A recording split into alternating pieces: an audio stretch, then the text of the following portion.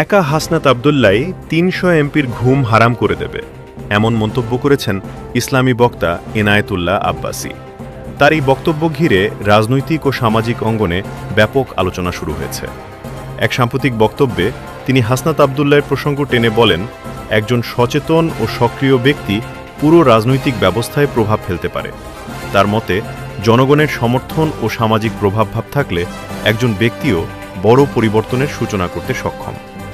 এই মন্তব্যের পর বিভিন্ন মহলে মিশ্র প্রতিক্রিয়া দেখা গেছে। কেউ এটিকে রাজনৈতিক বার্তা হিসেবে দেখছেন, আবার কেউ মনে করছেন এটি অতিরঞ্জিত বক্তব্য। বিশেষজ্ঞদের মতে এ ধরনের মন্তব্য সাধারণত জনমত প্রভাবিত করার উদ্দেশ্যে করা হয়।